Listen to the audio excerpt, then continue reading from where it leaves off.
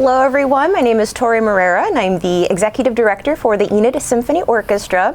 Today I have Riley Jantzen, renowned indie folk singer-songwriter, based here in Enid, Oklahoma. So welcome to the show, Riley. Thank you for having me. I'm really excited to be working with ESO. Of course, yeah, and thank you for joining us. And today we're going to talk about his upcoming performance at the Symphony Hall on Tuesday, August 6th at 7 p.m. He's going to be opening our August Harvest Wine Series. Yes. So we're very excited about that, and we'll talk a little bit about that today.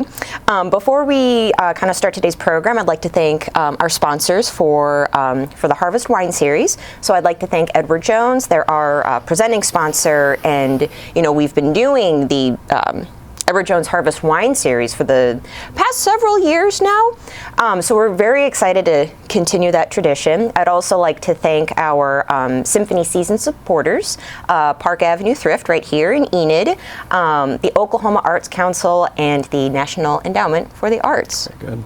So before we kind of dive into what we can expect with your performance, I'd like to tell our listeners about what this Harvest Wine Series is and what makes this different than our usual symphony concerts.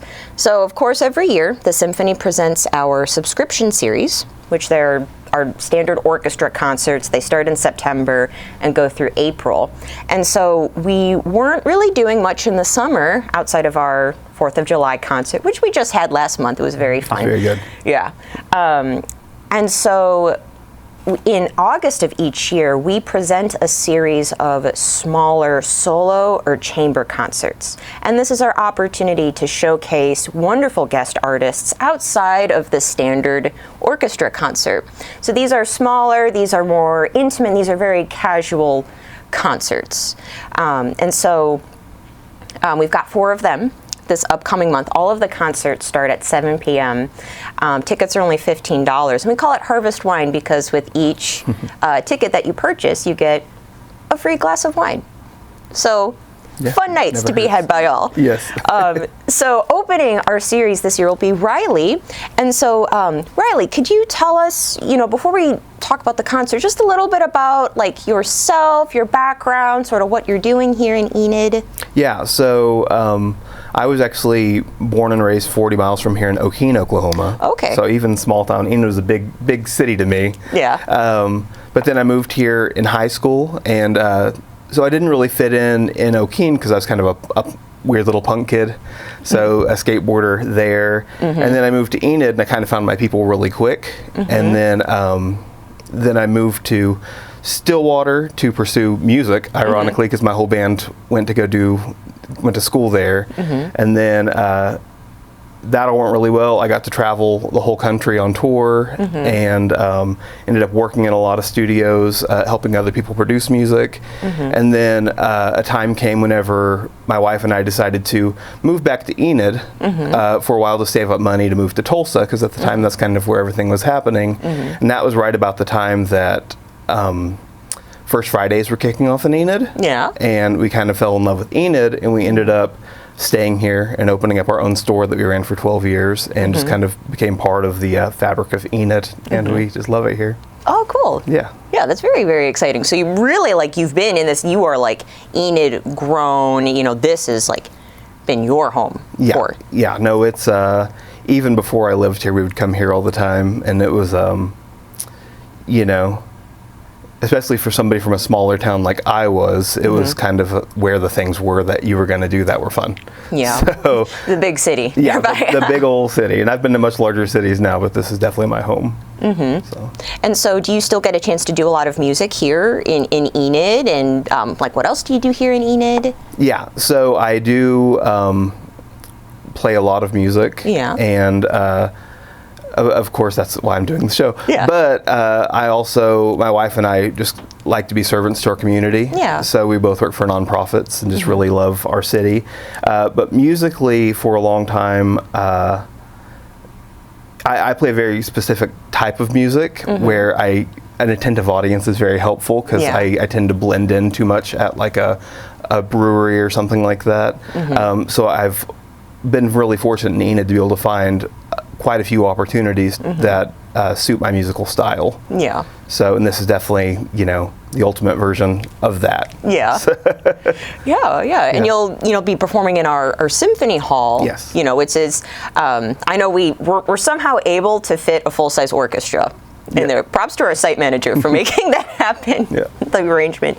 And it's a smaller concert venue. It seats about 340 people. And so, what you do is going to be perfect for the setting that we're all going to be in. No, I'm excited because, I've played all kinds of shows and I still play all kinds of shows and I just still play breweries and stuff like that. But the way that it's perceived is way different in a more personable environment.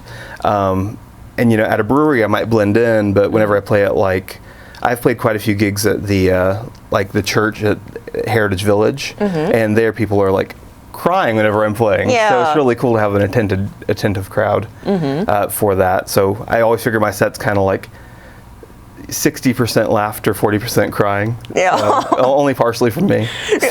More laughing, so but it's good crying. It is. I just tell really personal stories. Yeah. And I'm just first and foremost a storyteller. Yeah. Secondly, a craftsman. So, Yep. With a guitar. With a guitar.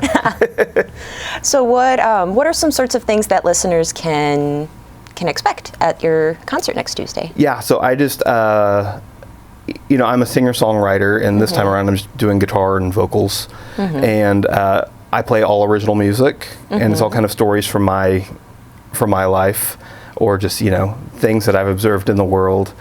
And I would say... Sorry, I blanked. So I basically tell really personal stories. I play very dynamic music, so I kind of like to take people on a ride so they don't get bored as they're going. But if you're into music, like Jason Isbell's one of my favorite artists, and he's a really great storyteller, as is Jeff Tweedy from Wilco. And so it's all music that you'd really like if you heard it, but you may not know the artists that are my biggest inspirations. Yeah. So I get a lot of Paul Simon comparisons. Oh, too, if you need somebody to really pin it on. I do like some Simon and Garfunkel. So that's.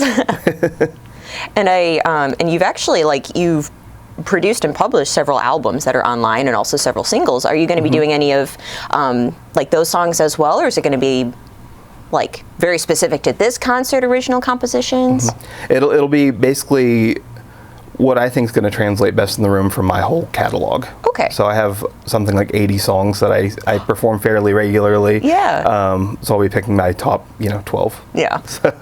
It's so much different because I'm a flute player and I've got maybe 10 pieces that I play. So thinking of 80, I'd be like, oh my gosh, I don't know.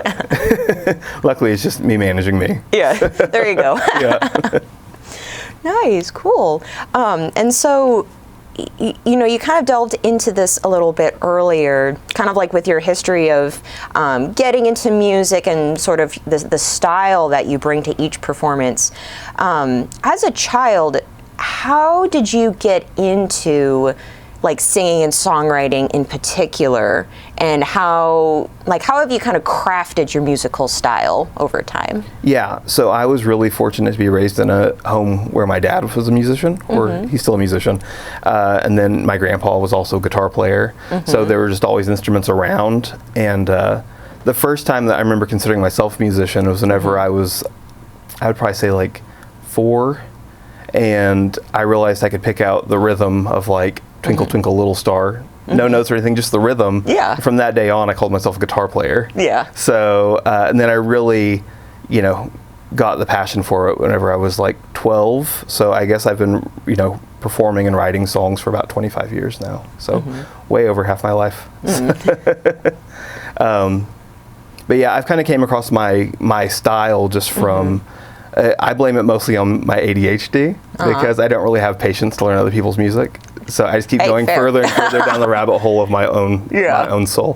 Hey, I mean, but the people that you would listen to, they had to do that, go down their own rabbit hole. So instead of doing that, you are the rabbit hole creator for other people to get inspiration from. No, and I'm just extremely fortunate that people actually like what I do. and that I actually get to perform in amazing venues for people who care and really resonate with my music. So I'm doing something right. I'm just figuring out what it is. Yeah, don't need to delve too deep. It's like you're just doing it right. Yeah. I'm not going to ask questions if it's working. Right, it's not fixed. Or no, it's not broken. Yeah. Don't fix it. Exactly.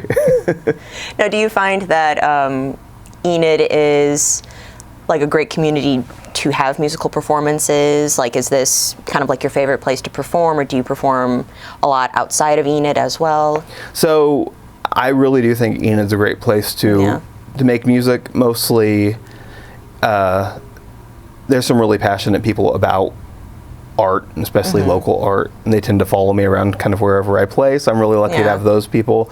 I have played, like I said, all over the country, and I like that too, because it's always great to be able to, find new people that like what you're doing. I will say in recent years, I feel like I've been doing much better in Enid, and I think a lot of it is just because I've grown more confident in just putting myself out there in front of people, and people like watching people enjoy what they're doing. So, but no, Enid is a great city. I agree. For performance. Very supportive of the arts. Yes. Here, we're very lucky to have a place like Enid with so many people supporting music and public art and theater and just everything that there is to offer here in the city. Yeah, and I think a lot of them realize that not every city our size gets to have an amazing symphony or, wonderful places to host shows or talented original music. So I think that the people who see that as a unique thing for Enid really appreciate that and really support it. Yeah. And it's interesting because, 50,000 or I think 49,000 people are here in Enid. I'll round up. Round up to 50. If you've grown up in Northwest Oklahoma, like this is the big city. But you go to most other places in the country and 50,000 people is not very many people. So we are a smaller city. But even in the smaller cities, there's just so many opportunities of things to do and great music shows to go to, and just really good quality of life here when it comes to especially just the quality of talent we have. Yeah. It's if you gave us 50,000 people in another city, you may not be able to find as many talented people as we have in Enid. I agree. So yeah. So, in addition to this concert coming up on Tuesday, do you have any other engagements here in Enid that we'd like for people to know about? I'm actually kind of wrapping up. I've played a ton of shows in the last couple of months. Yeah. And so now I'm kind of wrapping that up for a couple months to go back and try and record some more music. So this is kind of my last hurrah before I take a little break before I record something. Yeah. So kind of go on a little hiatus, go underground. And Yeah, I got to be able to leave the microphone set up for a minute. So. Yeah. I see. Well, you definitely have to keep us updated on the recording process and what comes of. Of course. What comes of that. Of course, I'm excited. Yeah. For both. Well, thank you so much, Riley, for joining us and talking about sort of this upcoming concert. And just to kind of remind people, this will be Tuesday, August 6th at 7 p.m. at the Enid Symphony Center. The doors open at 6:30. That's also when our wine bar opens. And again, tickets are only $15. They include a free glass of wine. And tickets will go on sale August 1st. And they can be purchased online at enidsymphony.org, over the phone by calling our office at 580-237-9646, or you can stop by our hall. We're on 301 West Broadway, and they can also be purchased at the door before the concert. So, perfect. Thank you so much again, thank you. Riley. We're looking forward to next Tuesday, and thank you so much to everyone for joining us today.